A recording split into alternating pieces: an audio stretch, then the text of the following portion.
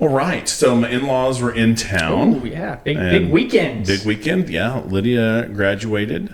We were recording several, so this is going to come out several weeks after. She didn't just graduate. Yeah, but at the time of recording, Lydia has just graduated. And I don't know the context because I wasn't there for the conversation, but apparently my in-laws were, my mother-in-law likes to keep track of everyone. Oh, yeah. She's always asking, like, who's this, and remind me their names, because I think she wants to be personable and, be able to come up and, talk to you about your family. And if there's new people, she's wanting to find them out. But one of them asked about you, Zach, and the question was, is he the one with the beard? Oh, wow. Yeah. I'll take that. And so this is Jill's mother. Jill's mom, yeah. Which, Jill's mom, I don't know why you'd ask that, because she probably watches this routinely on YouTube. Right, so she could see the progression. Yeah. Right? No, I'm just kidding. And then I don't remember who else it was. I have a feeling it was Clay or Jonathan White. I can't remember. But they asked if you were going after that reformer beard. Jonathan White. I bet. Because he told me the same thing at Lydia's graduation party. The beard... I don't know if you know the nomenclature. Technically, this is not a goatee. Do you know this? This is a goatee. Yeah. On the chin's a goatee. Yeah. Technically, it's a circle beard. Beard. Which I'm gonna take what I can get. Okay. Google this. I need to because I can't grow a full beard. I thought below the lips was goat. Yes, goat. But together was goatee. Ooh, see, maybe we're looking at different sources. Yeah. My understanding is circle beard. If you have like the mustache and the goatee and they're not connected, that's called a Van Dyke. Have you heard this? You should just look this up. Look this up. Or if you know our assistant pastor Danny, he does what we like to call the sideburns. I say that because I've had a conversation. I think his wife has never seen the side of his face. Like he's had sideburns at least since they've known each other, which is amazing. Okay. Now that you bring this up, I have to say this. Did you ever play Mike Tyson's Punch-Out? Oh, I'm familiar. I never really played it. Yeah. Okay. I'm familiar so one of the characters that you fight against, his name is Piston Honda. And he had these big sideburns and kind of looked a little bit like Elvis Presley. But whenever I see Danny, sometimes I'm like, oh, he looked just like Piston Honda. I'm gonna look.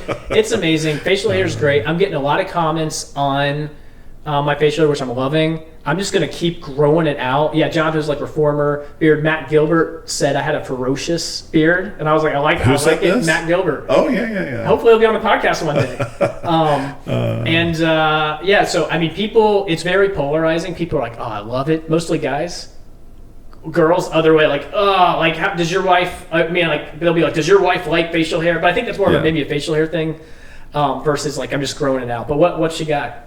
It says goatee is small, narrow, vertical strip of hair centered below the lower lip. Okay. Hair on the chin. So it has goat T and then also goatee. The T. And circle beard. Circle beard is mustache connected to a rounded goatee, forming a full circle around the mouth. Goatee is hair on the chin only. No mustache. Variants may include a connected mustache. So it's like, it's kind of given some leeway for probably people miscalling it, but it seems like you were on the money. So circle goatee beard, is below the lips. Don't say goatee. Circle beard. Sounds more manly because I have trouble growing the full beard, but man, and I'm getting a little bit. I do have a little bit. I got the salt and pepper goatee, getting a little more, salt it's coming in. It's crazy how fast it starts coming in, and like before you know it, it's like white. And I don't feel that old, but I guess that's what people always say, no matter what age. That's the classic line. That's when you know you're old. When you're like, I don't feel that old. Bingo, you made it. But yeah, I have talked about, Jonathan White does this thing where he will completely shave once a year. Okay, yeah. I don't know if he's done that recently, but for a while. And I told Jill, I was like, I should probably do that. Oh, yeah. And she's like, no, do not do that. Do not do that. So anyway. Maybe you've had the beard for a while, like a long time. Yeah. When was the last time? I got out of the Navy 2006, immediately started growing a goatee, because I had a goatee in college. So okay, I was like, out of the Navy, in the Navy, obviously clean shaven. Although I have seen a lot of people in uniform with facial hair. Yeah. I got to go check out the regs. Like, how are these people doing it? Because it doesn't seem like it's just a no shave permission slip. I said permission slip because the actual word is chit, CHIT. but Watch your mouth. it's Yeah. very close to another word. Yeah. So no shave chit. Okay. Yeah, but 5 times fast. Say it. yeah, I'm no. just kidding. But so, anyways, I've probably had a beard since 2010, 2009. Wow, rock and shock. See, I really can only grow the goatee really well. Facial hair on the side does not come in well. People just associate me with a goatee. Like when I will go clean shaven, people are like not freaked out, but they're like, oh, I'm like, I shave my face a lot of times like once a week or twice a week or something, but it just like the way it grows in is like just a goatee. So I feel like people perpetually or circle beard think I've got the circle beard going on. Yeah. But no one says circle beard. So we educated. No one says circle beard. Yeah, I'm trying to make it, make it normalized circle beards. That should be new merch. Make circle beards great again. Nice. Great. We also have some Stewart's orange and cream. You can get this stuff at Cracker Barrel and the like. Yeah. It's classic. So this tastes like an orange cream. So I'm gonna taste hints of vanilla and orange. Yeah. Okay. All right. Cheers. Cheers. Oh yeah. You got to cheers when it's glass bottle for sure. Oh yeah, that's very nice. And it's good. That is very nice. You heard it here first. Now sponsored by Stewart's. Blackstone and Stewart's. Just get on the train. But I like when Jonathan's a reformer, but I was like, I got that. I'm going to stick to it because what? The reformer tat. That's right. I'm just going to go. Yeah, we missed an opportunity because last time we recorded, you were wearing a tank top. Yeah. So that would have given us some access. I don't know if I've ever actually seen your tattoo. But yeah. Should have showed everyone your tattoo. Man, next time I'm wearing the tank. I don't know if I'll do it again. It was a spur of the moment decision. Michael was wearing his merch. I was like, oh, I got the tank top, so I put it on. But I normally I like work out in it or do something, but I've got the noticeable.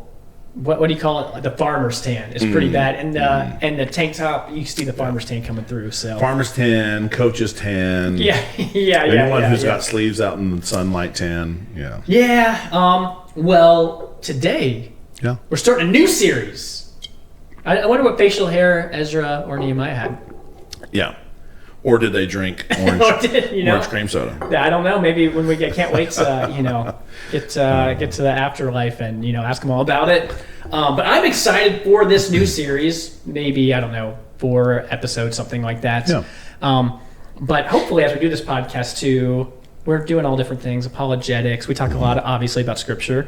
Maybe we'll start covering, over the course of time, different swaths of Scripture. So I'm excited about this one. Eventually, we cover 66 different books. Wow, did you just pull that number out of thin air? So let's go ahead and take it to the next level.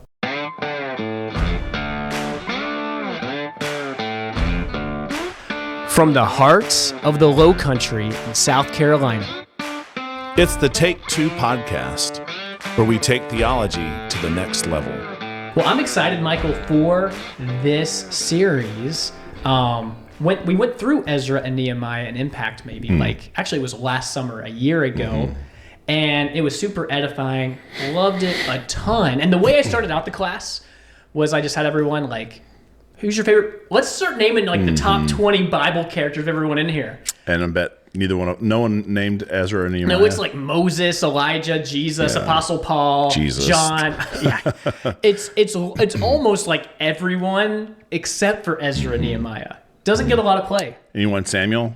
Samuel. I can't remember the exact list. So maybe no one did it, but I'm just saying it was everyone. A lot of patriarchs, Genesis, all those guys are taken. So maybe not Samuel. I don't know, but it's one of those neglected areas. I don't know when everyone's different, but when the last time you heard a good sermon series on Ezra or something like that. But it's something maybe not typically that you hear a ton. Yeah, I'm trying to think. We kind of hit Ezra sometimes when we're talking about history of Israel. Yeah. So maybe not a sermon series on Ezra. Did you ever? Not since I've been there. I know you've been here twice as long. So sometimes you get a sermon series on Nehemiah because it's the 40 days build the wall. That type of focus, leadership, rah rah rah type of stuff. Yeah. And when you look at Ezra and Nehemiah, no miracles. So that like rules out like the fun factor a little bit. Like nothing super crazy happens. No one's getting a nail put to the side of their head. I mean, yeah, exactly. Ezra is really just someone who loves the Torah, loves the Bible, loves worship, no signs and wonders. He's just trying to be serious to God's word and encouraging other people to as well. Nehemiah, talk about building a wall, glorified construction worker. Like that's like kind of, it's not Moses or these things. Jesus talks a lot about Isaiah, quotes Deuteronomy a lot. Never talks about Ezra and Nehemiah. That might be part of the reason we don't talk about, he talks about David, talks about Solomon. And, most people are probably familiar with the story in some capacity and know that it's good, it's in scripture, but it's not Moses or Joshua or Elijah or the apostles. So it just kind of gets pushed to the side a little bit. Not on purpose. I don't think people are like, I hate Ezra. It's just not as important. Do you think that, there was a time when I was younger, maybe 10th, 11th grade, and someone went through the structure of the Bible with us. Okay. It was our pastor at the time on a Wednesday night. And I don't guess I had known before that time, you get Genesis through Ezra, Nehemiah, Esther. Okay. Those are all history books. And then they're separated by our poetic books. And then we start our prophets. But those prophets overlap those history books. The timing, The timing is the same.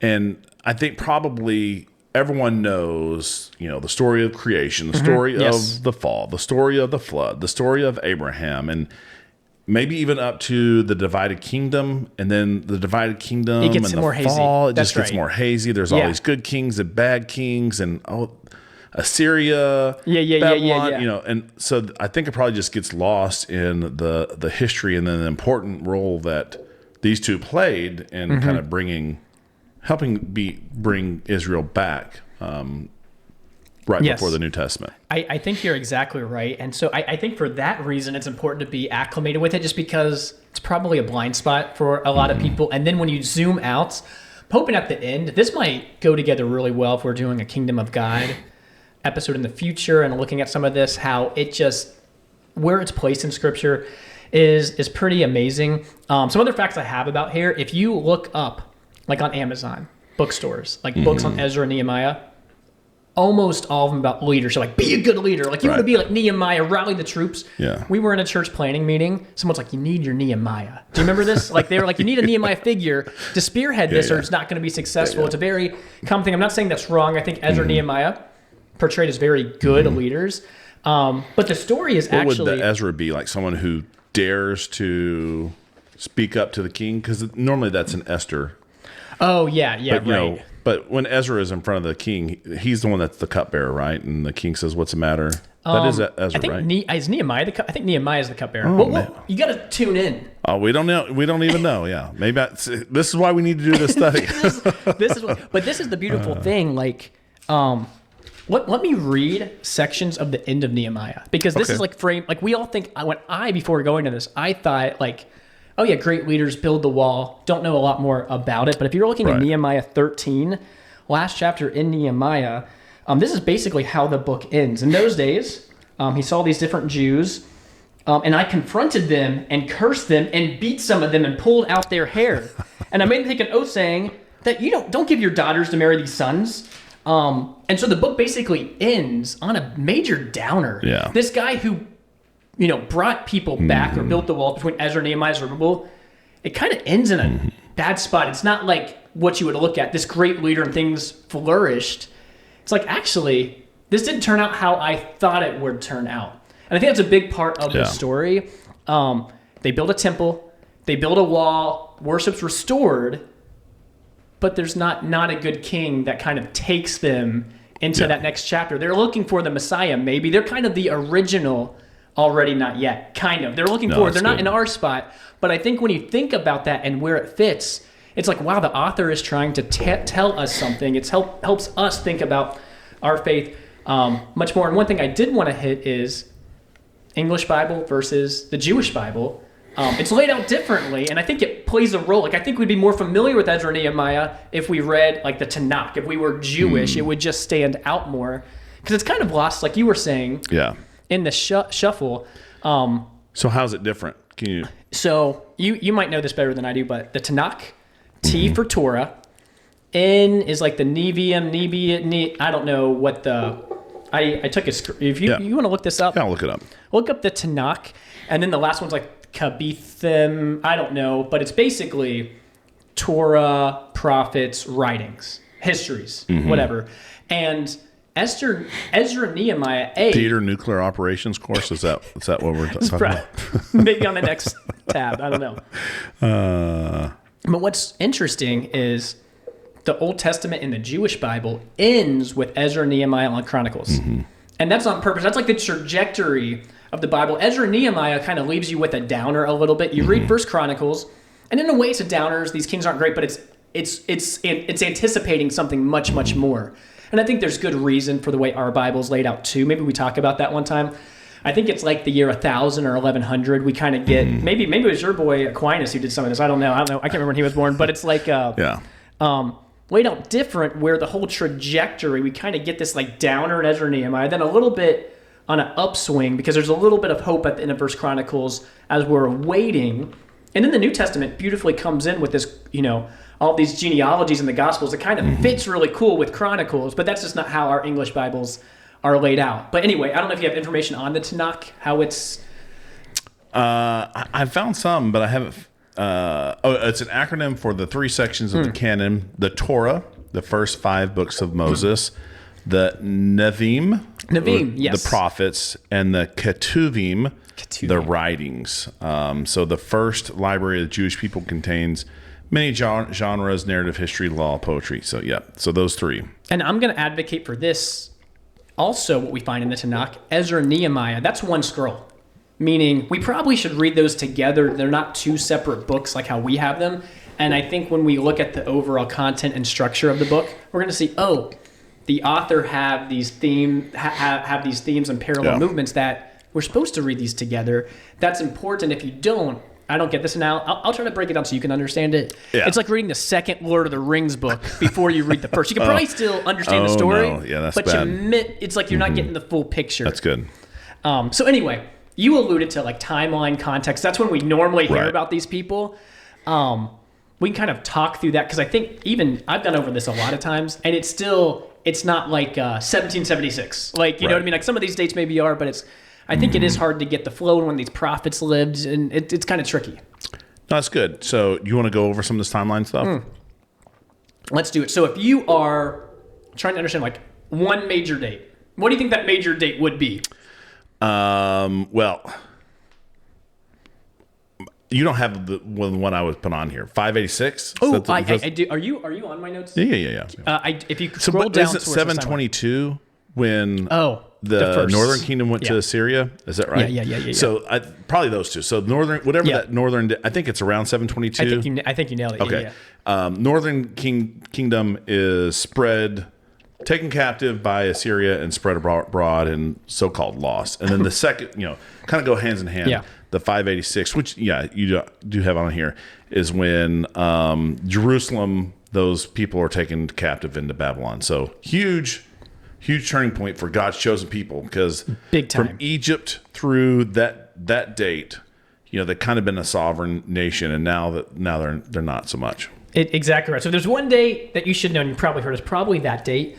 You fast forward about 50 years, some of this is a little all over the place. 538, 539. And 539, Babylon falls to Cyrus and the Persians.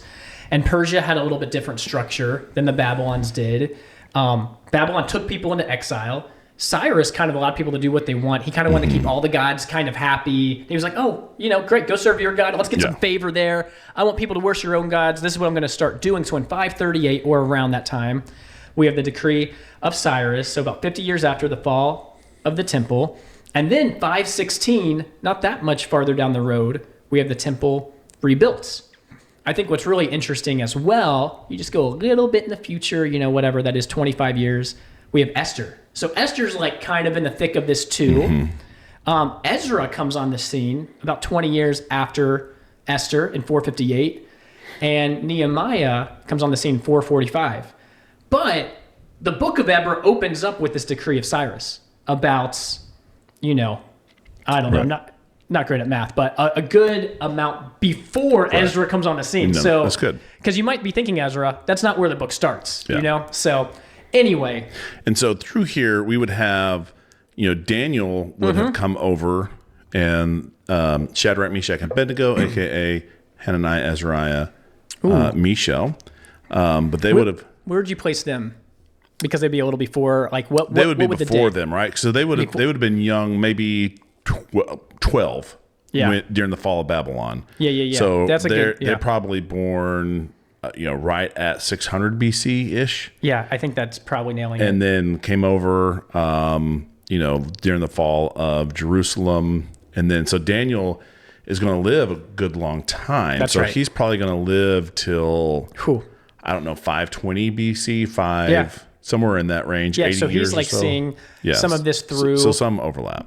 And what's tricky too, I don't have this on the timeline. We'll talk about this in subsequent episodes, but it's like Haggai, Zechariah, contemporaries of this time. Right. They're writing prophecies. They're talking. They're engaging with these people. Yeah. Ezekiel too.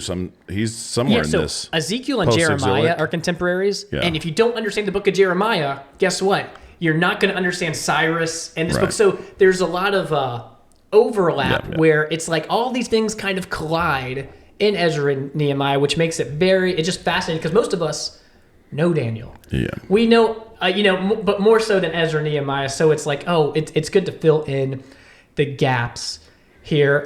Looking at authorship, just like everywhere else, there's like thoughts all over the place. I think tradition attribute Ezra as being the author of Ezra, Nehemiah, and maybe 1st and 2nd Chronicles, or Chronicles as it is in the Jewish, Bible. Yeah, I'll just say, I think I've said this before, but you mentioned it, and it's good to be repeating.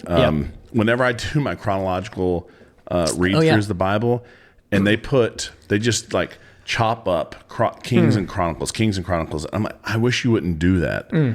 Just give me Chronicles, with Ezra and Nehemiah, because it's supposed to be a recap, like a looking back. It's on purposely looking back. That's smart. Right. Yeah, that's good. But go ahead. I like that. You read Ezra and Nehemiah. Some is in the first person, some is in the third person, so it gets a little bit tricky. But Ezra usually is given over as, he's the one who studies the law, all of this stuff. He writes it, Ezra a lot is in the first person. Ezra 1-6 happens a long time before Ezra's life, really 538 or 515, or at least before he really gets into ministry. Ezra 7 through Nehemiah 13, those overlap more or less. Ezra and Nehemiah are pretty close contemporaries of each other in 458 to 433 kind of range. And you look through this, you can kind of tell Ezra's clearly writing some of this. Sometimes he's writing in the first person, third person. So anyway, that I think a good takeaway is Ezra and Nehemiah, one scroll. This story is a span of about 100 years. If it kind of gives you where it starts, where it finishes, maybe not quite, but it's not like all this happens in 20 years, to kind of get a feel for it. And really what I want to set up in this episode is broad strokes. There's 3 parallel movements that more or less mimic each other, where you're like, okay, we're seeing the same kind of story here, and here. This was all in one scroll. It's probably trying to reinforce the same kinds of things. These 3 movements all have a Persian king that helps them go back. Each movement has a different leader. Ezra will focus on the temple, Ezra on the law, Nehemiah on the wall. Each movement has this great anticipation, this great hope. It's so exciting. They're coming home from exile. They can build this. You're going to read Zechariah and Haggai, and some of this, especially Zechariah, talks about this temple. Speaking of Ezekiel, it's like all about this temple with like specific measurements. The measurements actually kind of don't make sense. Yeah. You're like, these don't fit. And then it ends talking about God being with his people, and you're kind of like, okay, what's going on? There's a lot of hope, very much excitement. If you're reading Jeremiah, you're like, oh, there's a new covenant coming. We got it. It's like everyone's like pumped. They'd be familiar with this. But then each movement ends with a little bit of good, but a lot of bad too. And you're like, that's kind of weird. You feel like this would be like the consummation in a way. Yeah. I remember like these people marrying some foreign wives and, being very upset. And then some of the bad stuff that's in there. That's right. There's some room that some guys basically has that he's misusing in the temple. Yeah. And it's like what? And it's crazy because like Ezra has just come, temple, like worship's reestablished, right after all these things happen, it's like they're being misused. And Ezra and Nehemiah are the only ones doing what's right. They're like, you guys don't see this? And they've got to, lead their people back. But it's kind of disheartening because all of the Old Testament is pointing to this like new city, this great king, and Ezra and Nehemiah seem to be doing what's right, but it's not paying off. That's good. So Ezra 1-6 focuses on King Cyrus, focuses on Zerubbabel building the temple. And again, some people are happy, but the people that remember the temple are like, this is not like Solomon's temple. Ezra 7-10, you have King Artaxerxes, and Ezra is the leader, restoring worship and Torah to the temple. Again, mixed results. And then Nehemiah, it's a lot. Some people say it's like one big movement with a couple of sub-movements where you have King Artaxerxes, again, they're contemporaries. Nehemiah is coming back a little bit after Ezra to build the wall. And then we have this little sub-movement where there's like, the covenant's renewed, all the people are like contrite, there's tears, there's rejoicing. And then there is this major failure where the temple's neglected, the wall's dishonored, Torah's ignored, and it kind of ends with him pulling people's hair out. That's a different kind of laying on hands than we're used to in the New Testament church. I made that joke and it killed, and in fact, it was great. He's like physically lit. It's like, that's like so insane. Well, that is good. And so you kind of zoom back and you think, what's the point of this? What are we to learn about these books? And there's a lot. This is not exhaustive, but a few things that I tried to key on was, God's sovereignty is throughout all of this, where he's like turning kings' hearts to like build a temple. They're giving money. Hey, here's my bodyguards. I want to make sure you're safe. That's insane.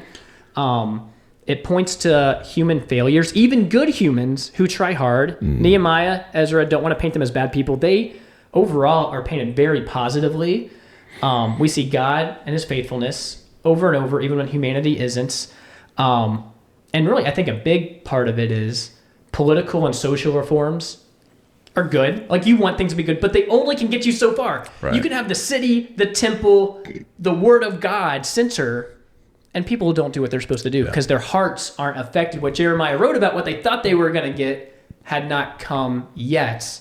And it just kind of just keeps you in that anticipation more and more as kind of that Hebrew Bible kind of comes to the end. So I'm sure in the future we'll talk about Jeremiah 31. We'll talk about Ezekiel 26 because they didn't just need a new city and a new wall, a new temple, but they needed a new heart. And that's like what they didn't have. That's good. So just looking over your timeline. So if you look in the Bible, like Esther comes last after these two books.